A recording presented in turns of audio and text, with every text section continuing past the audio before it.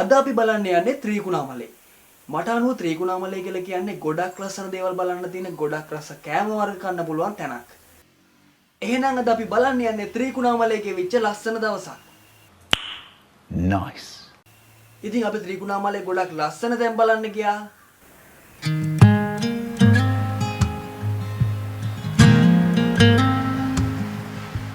ගොඩක් රස කෑම වර්ග try කරා.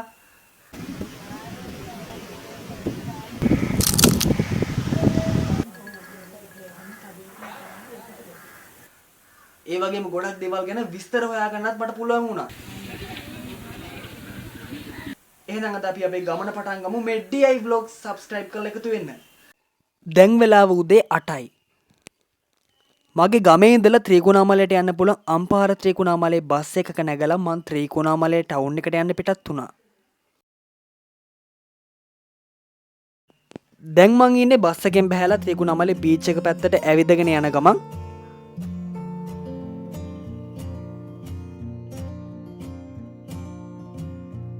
ඉතින් මේ විදියට ඇවිදගෙන යද්දි බීච් එකට යන පාරේ මේ විදිහේ ලස්සන ග්‍රවුන්ඩ් එකක් ඔයාලට හම්බ වෙනවා පාර අයිනේ. හරි අපි ඉස්සරහට ඇවිදන් යමු. හරි දැන් අපි ඉන්නේ ත්‍රිකුණාමලේ බීච් එක ඉස්සරහා. අපි ඉක්මනට එතෙන්ට යමු.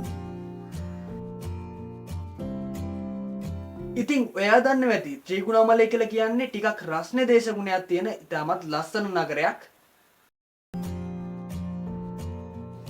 දැන් අපි ඉන්නේ ත්‍රිකුණාමලේ බීච් එකත් එක්කම තියෙන පාක් එකේ. මම යනකොට ටිකක් දවල් වුණේ හින්දා අද නම් ගොඩක් කට්ටිය අඩුයි. හරි මේ තියෙන්නේ බීච් එක.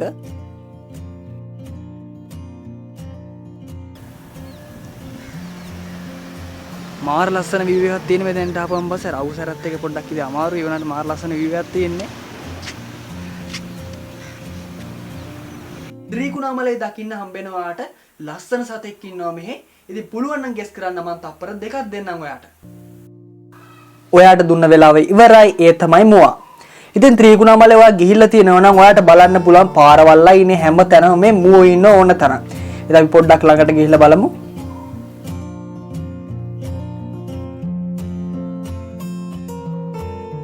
මුව සාමාන්‍යයෙන් ඉන්නේ කැලේනේ. හැබැයි ත්‍රිකුණාමලේ යවුවොත් ඔයාට මෙන්න මේ විදියට මුව ඕන තරම් බලන්න පුළුවන්.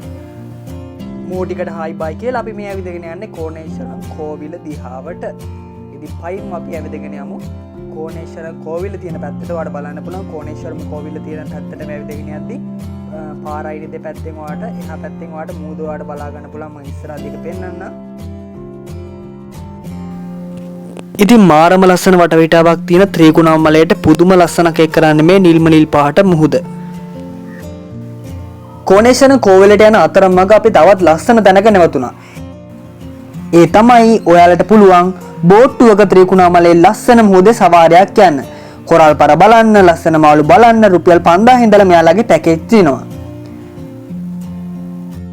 හැබැයි අද නම් මට ඔයාලත් එක්ක බෝට් සවාරිය යන්න වෙන්නේ නැහැ. මොකද අද මට දින ටයිම් එක අඩුයි. හැබැයි මම අනිවාර්යයෙන්ම දවසක ඔයාලත් එක්ක මේ බෝට්ටුවක යන ගමන් කොහොමද කොරල් පර පේන්නේ, කොහොමද මාළු පේන්නේ, වගේ හැම දෙයක්ම ඔයාලට වීඩියෝ එකකින් අනිවාර්යෙන් බලන් ඉන්න පොරොන්දු වෙනවා. ඉස්සරහා වීඩියෝ එකේදී අනිවාර්යෙන්ම බෝට්ටුවක යන ගමන් ඒ අත්දැකීමත් මම ඔයාලත් එක්ක ෂෙයා කරගන්නවා. හරි අපි එහෙනම් කෝණේශ්වරම් කෝවිල තියෙන පැත්තට ඇවිදගෙන යමු. හරි මෙතනින් තමයි කෝණේශ්වරම් කෝවිලට යන්න හැරෙන්න තියෙන්නේ. අපි ඉස්සරහට ඉක්මනට ඇවිදගෙන යමු. ත්‍රිකුණාමලේ තියෙන මේ කෝණේශ්වරම් කෝවිල කියන්නේ ඔයා අනිවාර්යයෙන්ම ත්‍රිකුණාමලේ යනවා නම් ට්‍රිප් එකක් දාගත්තොත් අනිවාර්යයෙන්ම යන තැනක්. ඉතින් මේ කෝණේශ්වරම් කෝවිලට යනවා නම් මේ කෝණේශ්වරම් කෝවිලට යන පාරේ තියෙන මේ ගෝකර්ණ විහාරයට අනිවාර්යයෙන්ම යන්න. මොකද මේක මාරම ලස්සන පන්සලක්. ඒ වගේම ගොඩක් දේවල් ඔයාලට මේකෙත් බලන්න තියෙනවා. මේ තමයි මේ ගෝකර්ණ විහාරය. අපි ඇතුළට ගිහිල්ලා බලමු මේ පන්සල ඇතුළට මේ විදියට. හරි දැන් අපි ඉන්නේ ගෝකර්ණ විහාරය ඇතුලේ. ඉතින් මේ ගෝකර්ණ විහාරය කියලා කියන්නේ මාරම ලස්සන වටපිටාවක වටේ මූදෙන් වට වෙලා තියෙන පන්සලක්. ඉතින් ඔයාලට පේනවා ඇති එහා පැත්තෙන් මළුවට එහා පැත්තෙන් තියෙන්නේ හැම පැත්තෙන් බලන පැත්තෙන් තියෙන්නේ මුහුද. මළුවේ උඩින් ඉඳන් බලද්දි ඔයාලට පේනවා හැම පැත්තෙම වටෙන් මෙහා පැත්තේ තියෙන බෝට්ටු යනවාට පේනවා. ඉතින් මෙතෙන්දි මළුවේ ඉඳන් බලද්දි මාරම ලස්සන view එකක් තියෙන. ඉතින් අනිවාර්යයෙන්ම ඔයත් ගියොත් එහෙම ගෝකර්ණ විහාරයට යන්න අමතක කරන්න එපා.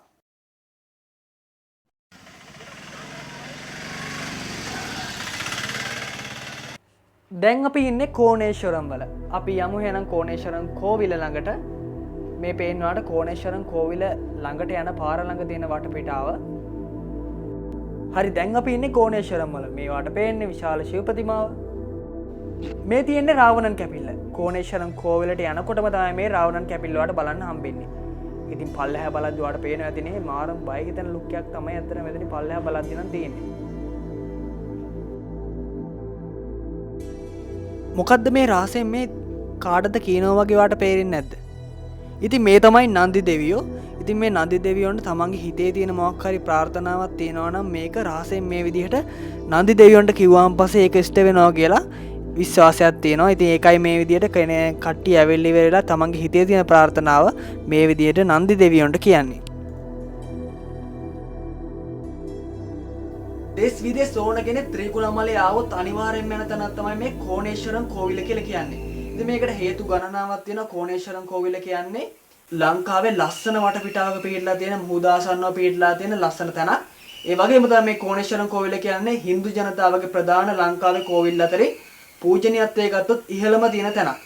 ඉතින් මුහුදත් එක්ක වට වෙලා ලස්සනට පිහිටලා තියෙන මේ කෝණේශ්වරම් කෝවිල ආශ්‍රිතව අවුරුදු බර ගානකට යන ඉතිහාස කතාවක් තියෙනවා. ඔයාලට කැමති නම් පුළුවන් ඒක හොයලා බලන්න. වෙන මේ කෝණේශ්වරම් කෝවිල්ලේ පිහිටලා තියෙන රාවණා කැපිල්ල ඒ වගේ විවිධ තැන් වලට අදාළව වෙනම ඉතිහාස කතා තියෙනවා. ඔයාලට පුළුවන් මේ කතා කැමති නම් හොයලා බලන්න. ඒ වගේම මේ කෝණේශ්වරම් කෝවිලට එයාලගේ කාලෙන් කාලයට හින්දු ජනතාවගේ විවිධ උත්සව තියෙනවා. ගොඩක් ලස්සන ගොඩක් දේවල් තියෙනවා. ඉතින් ඔයාලට ඉස්සරහදී මේ දේවලුත් මම අනිවාර්යයෙන්ම අරගෙන එනවා. මම පේනනම් කෝණේශ්වරම් කෝවිල ඇතුළට ගියාන් පස්සේ එළියේ ඔයාලට පේන්නේ කොහොමද වටපිටාව පේන්නේ කියලා.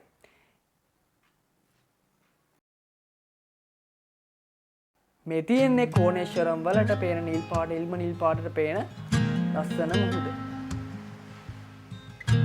ඉතින් කෝණේශ්වරම් කෝවිලේ මළුවේ ඉඳන් පල්ලෙහාට සාමාන්‍ය දුරකට යන්න පුළුවන්. ඉතින් යනකොට වෙනම දෙවියන්ට ආවේනික වෙනම පොඩි කෝවිල් වගේ තියෙනවා. පොඩි දේවාල වගේ තියෙනවා. ඉතින් ඔයාලට ඒවා වැඳගෙන මේ විදිහට මුහුද බලාගෙන පල්ලෙහාට ඔයාලට යන්න පුළුවන්.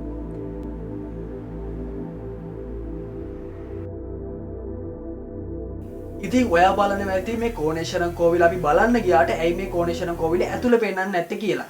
ඒකටත් හේතුවක් තියෙනවා. කෝණේශ්වරම් කෝවිල ඇතුලේ වීඩියෝ කරන්න දෙන්නේ නැහැ විශේෂ අවසරයක් නැතුව. උත්සව කාලෙට නම් යාළුවගේ ඕන දෙයක් වීඩියෝ කරන්න පුළුවන් කියලා කිව්වා. නැතුව මේ කාලෙට කොහොමත් මම ගියේ උත්සව කාලේ නෙවෙයි ගියේ කෝණේශ්වරම් කෝවිල බලන්න. ඒ කාලේදී ඇතුලේ වීඩියෝ කරන්න දෙන්නේ නැහැ විශේෂ අවසරයක් නැතුව. ඒකයි කෝණේශ්වරම් කෝවිල ඇතුලේ දේවල් මට වීඩියෝ කරගන්න බැරි වුණේ. හැබැයි කෝණේශ්වරම් කෝවිලට ගියොත් මේ ගොඩාක් දේවල් වලට මේ කෝණේශ්වරම් කෝවිල ඇතුලේ දේවලුත් ඔයාලට බලන්න පුළුවන්. හැම මාර රසණයක් තියෙන. දැන් අපි කෝණේශ්වරම් වලින් එළියට යමු. කෝණේශ්වරම් වලින් එළියට ආපු ගමන් guys මම දැක්ක සුපිරිම ප්ලේස් එකක දෙන සුපිරිම ජූස් කඩයක්. මේකට આવොත් ඔයාලට පුළුවන් රසමස ජූස් එකක් බොන ගමන් මුහුද දිහා බලාගෙන මුහුද හුලම් විඳ ලස්සන වයිබ් එකක් තියෙන සුපිරිම ප්ලේස් එකක් මේක. ඉතින් කෝණේශ්වරම් වලින් එළියට බහිද්දිම කඩවල් පේලිය තියෙනවා. මේ කඩවල් පේලිය මේ විදිහේ ප්ලේස් තියෙන ගොඩක් ජූස් කඩවල් තියෙනවා. හැබැයි මගේ හිතට වැදිච්ච සුපිරිම කඩයක් තමයි මේක. ඉතින් මාරම ලස්සනක් තියෙන්නේ මෙතනින් නම් ජූස් එකක් බොනකොට. ඉතින් මම මේ කඩේට ඇවිල්ලා මේ මුහුද හුලම් විඳ ලස්සන වයිබ් එකක් තියෙන මේ කඩේට ඇවිල්ලා ජූස් එකක් බොන්න අමතක කරේ නෑ. කෝණේශ්වරම් වල ඉඳලා ඔන්න මං ආපහු ත්‍රිංකු ටවුන් එකට ආවා. ත්‍රිංකු ටවුන් එකට ආවන් පස්සේ මාරම රසණයක් තියෙන්නේ. ඉතින් ඔයාලට බලන්න පුළුවන් ත්‍රිංකු ටවුන් එකටත් හැමතැනම අයිස්ක්‍රීම් වාහන ඕන තරම් තියෙනවා.